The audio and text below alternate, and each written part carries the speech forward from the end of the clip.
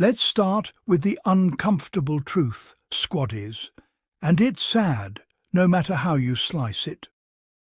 Kate's so-called Christmas Carol event, the one the Palace and Royal Rota push every year as a grand cultural moment, simply does command the attention they pretend it does. Not organically, not emotionally, not digitally.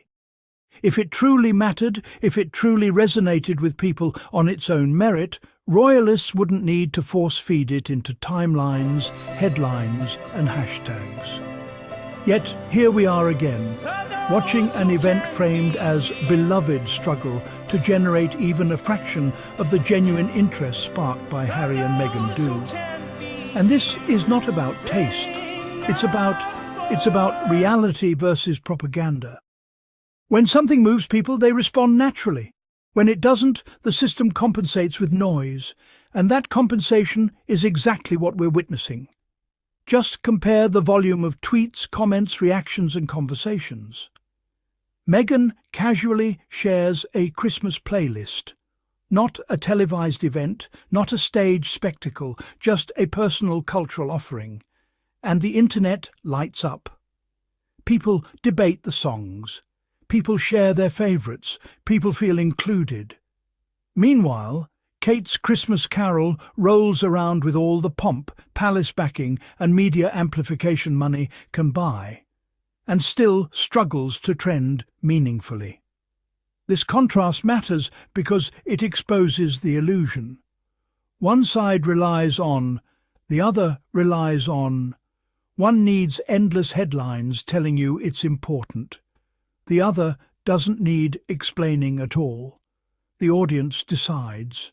And the audience keeps choosing Harry and Meghan, even when they're not trying to compete.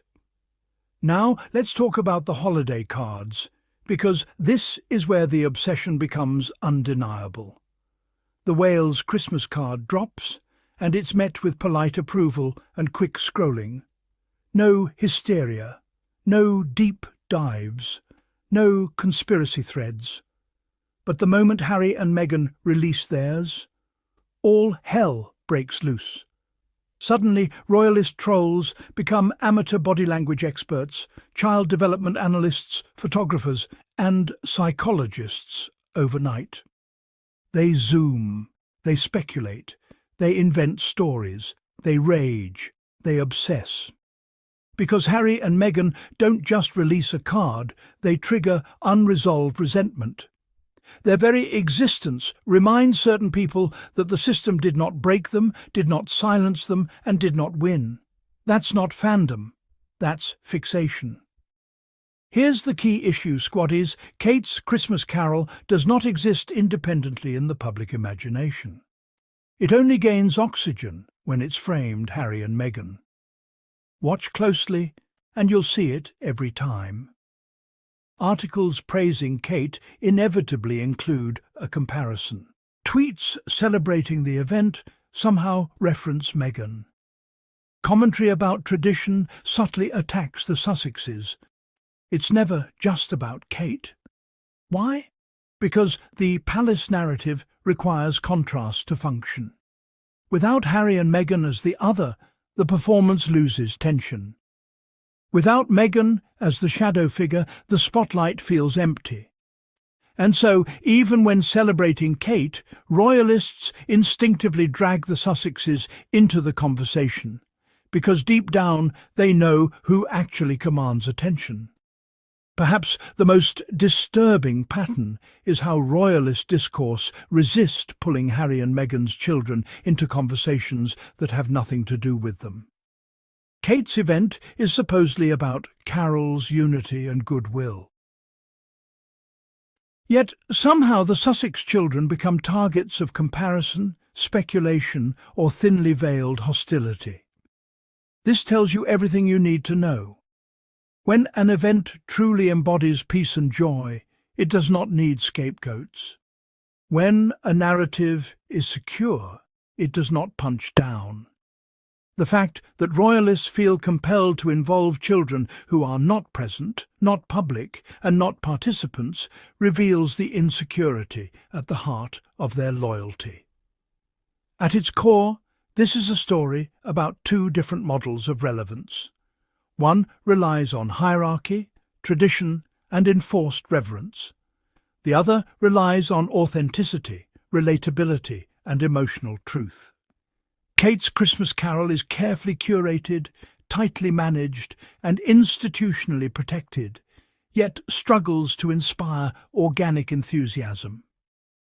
Meghan shares music she loves, Harry lives his life visibly and honestly, and the world responds.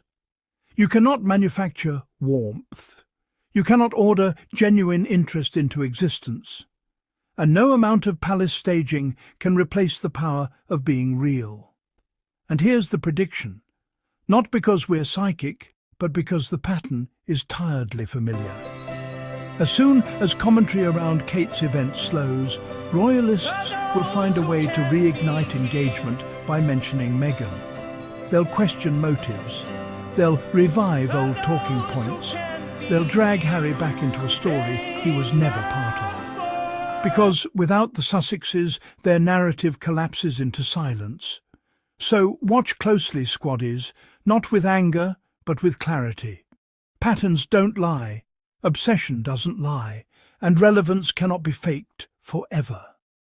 Harry and Meghan don't need to dominate conversations. They simply, and the world reacts. That's power the palace can't control.